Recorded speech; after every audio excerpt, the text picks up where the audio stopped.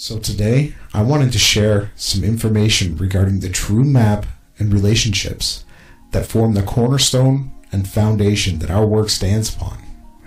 It has been clearly visible and documented that the so-called leaders of this flat earth quest for truth are not willing to go all the way with their research. It seems it is far more likely that such individuals are merely here to invent theories and thought experiments while disregarding physical evidence. We at Beyond Flat Earth will stop at nothing less than sharing all of our findings.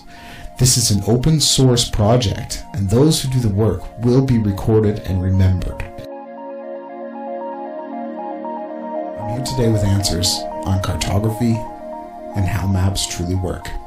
The International Cartographic Association defines cartography as a discipline dealing with the conception, production, dissemination, and study of maps. Cartography is also about representation, the map. This means that cartography is the whole process of mapping.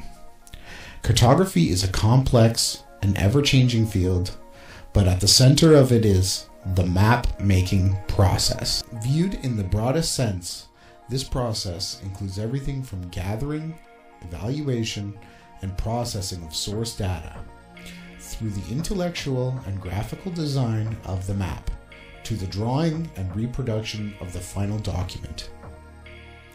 As such, it is a unique mixture of science, art, and technology, and calls for a variety of in-depth knowledge and skills on the part of the cartographer. Sometimes, one person directs the entire sequence of cartographic activities, but this occurs only in relatively simple cases. In the creation of a map, it is much more common for the various tasks to be split up and accomplished by several individuals. Cartography is much more than just map making, however. It is also an academic discipline in its own right. It has its own professional associations, regional, national, and international, journals, conferences, educational programs, and its own identity. As a discipline, it embraces not only cartographers who make maps, but also cartographers who teach about maps and cartographers who do research on maps. Once seen as the products of relatively straightforward practical exercise, maps are now viewed as complex intellectual images, offering rich potential for scientific investigation. Whether the thrust of the research is cognitive, mathematical, historical, perceptual, or technological, cartographers are exploiting this potential to the fullest. Now I'd like to go to the map that Jason from Awake Souls and I have been using. It has been coined the Oblique Mercator Projection, or the World Satellite Image Map. So all the links are going to be below. This stunningly detailed satellite image of the world, detailed land cover data depicted in an oblique Mercator projection. The parameters of this map projection have been carefully chosen so that the inevitable distortion that occurs is regulated to the oceans and to the least populated and least recognizable land masses. The result is a unique, visually interesting flat map of the world that exhibits nearly no distortion, even at the poles. This version of the map has been done in a stylish portrait, and all we've done is we've correctly orientated the north, south, east, and west. So I'm gonna stay tuned, stay awake, stay aware, and we here also know that the truth will not be televised. It will be imprinted. So please, keep searching for the truth. We will find a way.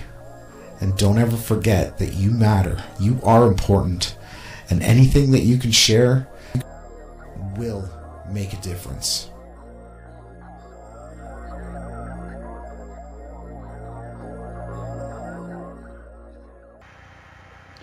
I looked and saw flying spirits, the solar elements called phoenixes and chalkedras, strange and wonderful.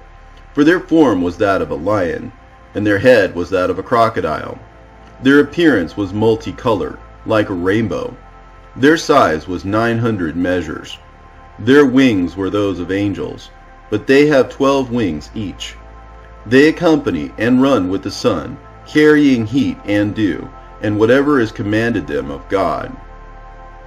Thus the sun goes through a cycle, and he goes down and he rises up across the sky and beneath the earth with the light of his rays, and the sun is there on the track unceasingly.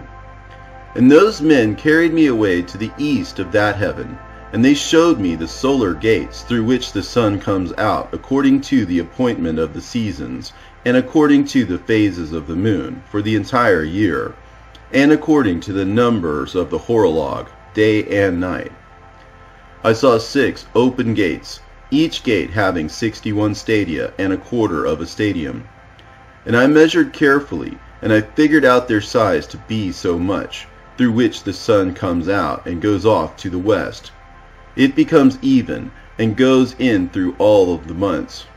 The first gate, the sun comes out for 42 days. The second, 35 days. The third, 35 days. The fourth, 35 days. The fifth, 35 days. The sixth, 42 days.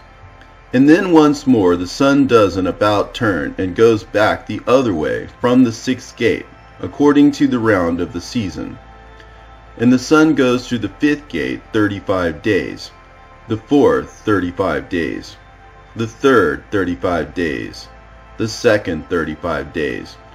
And so the days of the whole year are completed, according to the cycle of the 4 seasons.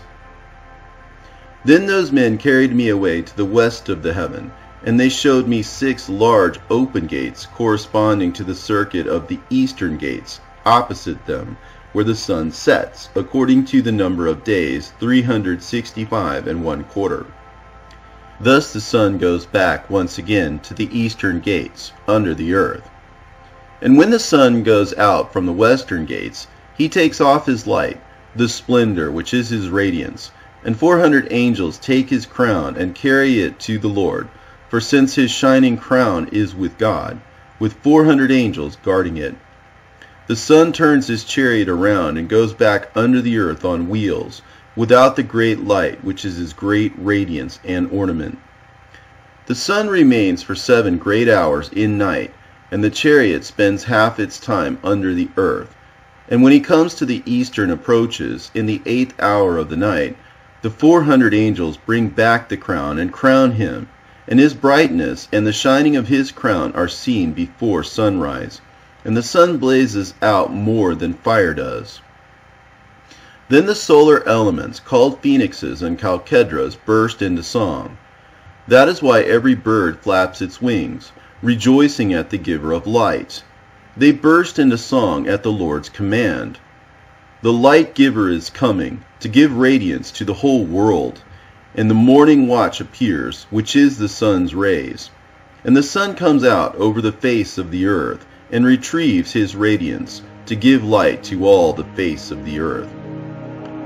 They showed me the calculation of the sun's movement, and the gates by which he goes in and out. For these are the great gates, which God created to be an annual horologe. This is why the sun has the greater heat, and the cycle for him goes on for 28 years, and begins once more from the start.